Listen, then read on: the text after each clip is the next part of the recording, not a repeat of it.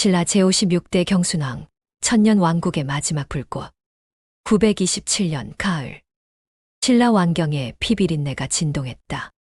후백제의 견훤이 왕도를 침범한 것이다. 경혜왕은 포석정에서 술잔을 기울이다 허망하게 목숨을 잃었다. 견훤은 왕을 죽이고 자신의 손으로 새로운 왕을 세웠다. 그가 바로 김부 경순왕이었다. 내가 신라의 왕이 되어라. 문성왕의 후손이자 효종 이찬의 아들. 어머니는 헌강왕의 딸 개아태후. 그는 원하지 않았으나 칼날 아래에서 왕위에 올랐다. 견훤의 칼끝이 그를 왕으로 만든 것이다. 경순왕은 먼저 선왕경혜왕의 시신을 수습했다. 신하들과 함께 통곡하며 시호를 경애라 올렸다. 남산 해몽령의 장사를 지냈다. 이 소식을 들은 고려 태조 왕건이 사신을 보내 조문했다. 그리고 정예 기병 5천을 이끌고 공산동수에서 견훤과 맞붙었다. 피로 피를 씻는 전투였다. 경순왕은 죽은 아버지를 신흥대왕으로 추존했다. 어머니를 왕태후로 삼았다.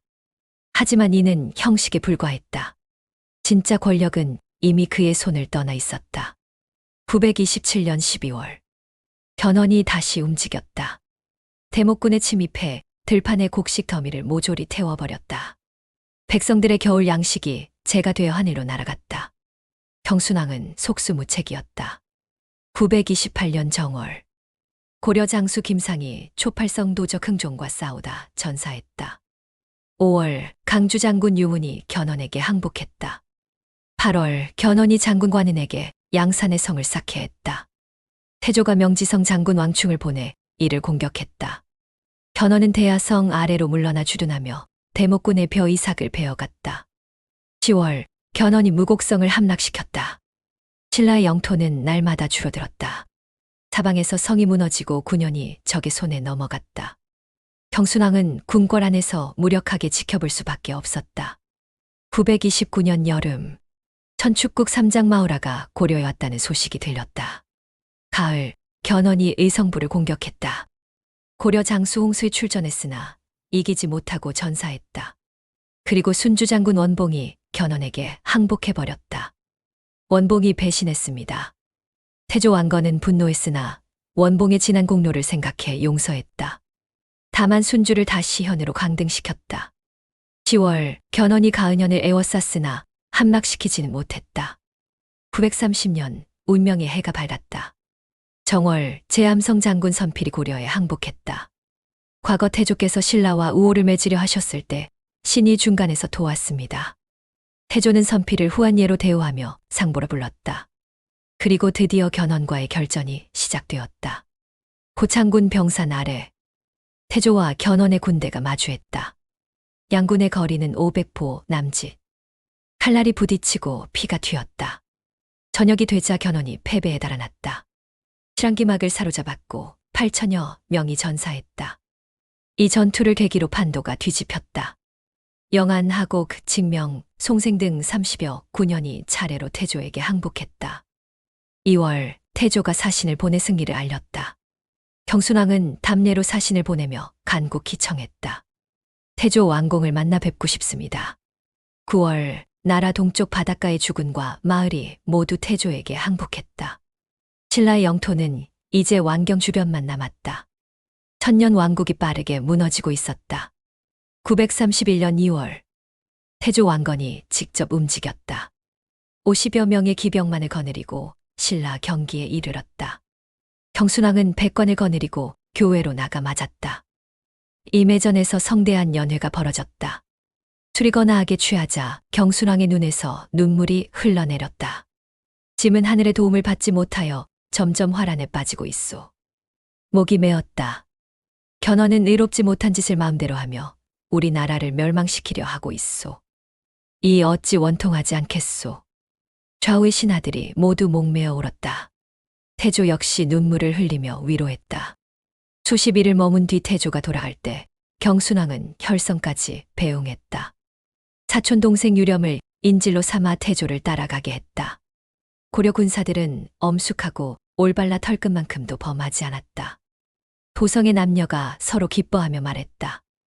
예전 견훤이 왔을 때는 승냥이와 호랑이를 만난 것 같았는데 지금 왕공이 오시니 부모를 뵌 듯하구나. 8월 태조가 사신을 보내 채색 비단과 안장 얹은 말을 보내주었다. 신료와 장수, 병졸에게도 배와 비단을 차등 있게 내렸다. 932년 4월 경순왕은 집사시랑 김불과 부사 사빈경 이유를 후당에 보내 조공했다. 형식적으로나마 중국과의 관계를 유지하려 했다.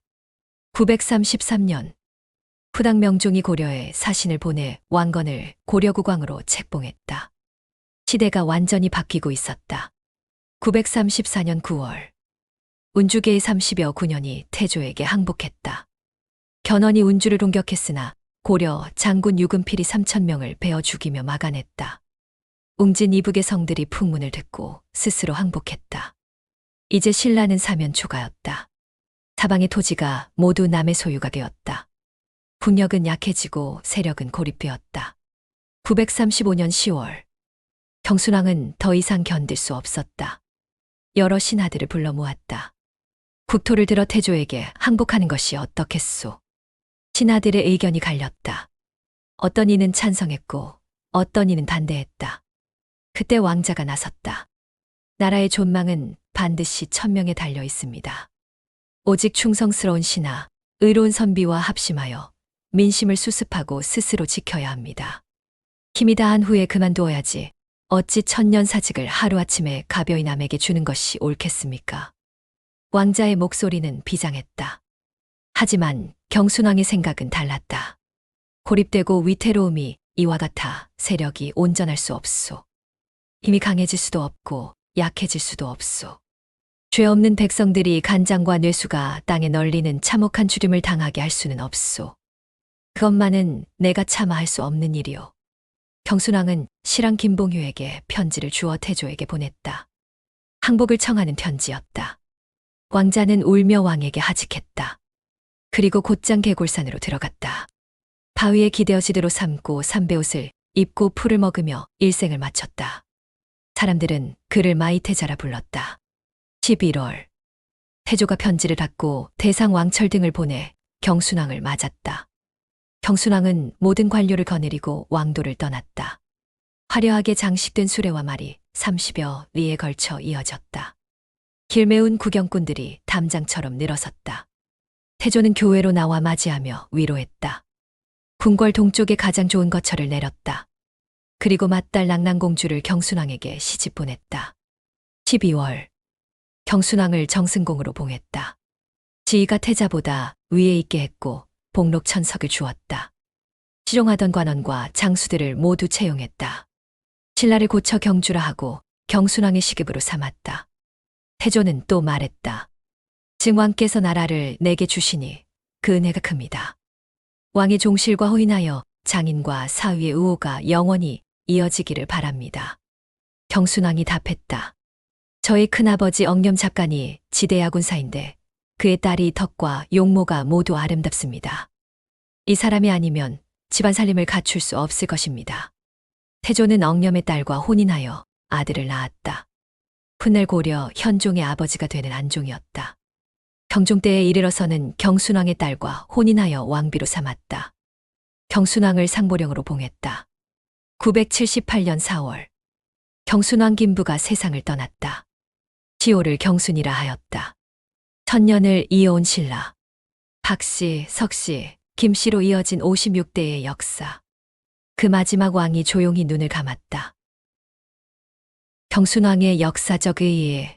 경순왕은 천년 신라의 마지막 왕으로서 무력 항쟁 대신 평화적 항복을 선택했다. 이는 무고한 백성들의 희생을 막고자 한 결단이었다. 그의 선택으로 신라의 문화와 인재가 고려로 계승되었고 경주는 전쟁의 참화를 면할 수 있었다. 고려 태조는 그를 정승공으로 이용했으며 왕실과 혼인 관계를 맺어 신라 왕족의 명예를 지켜주었다. 특히 그의 외손인 현종이 고려 왕위에 올라 이후 모든 고려 왕이 신라 왕실의 혈통을 이어받게 되었다. 천년 왕국의 마지막을 피 흘림 없이 마무리한 그의 결단은 역사상 보기 드문 평화적 정권 교체의 사례로 평가받는다. 한국사능력검정시험에서는 경순왕의 고려 귀순 935년 신라 멸망과 후삼국 통일 과정에서의 역할이 주요 출제 포인트이다.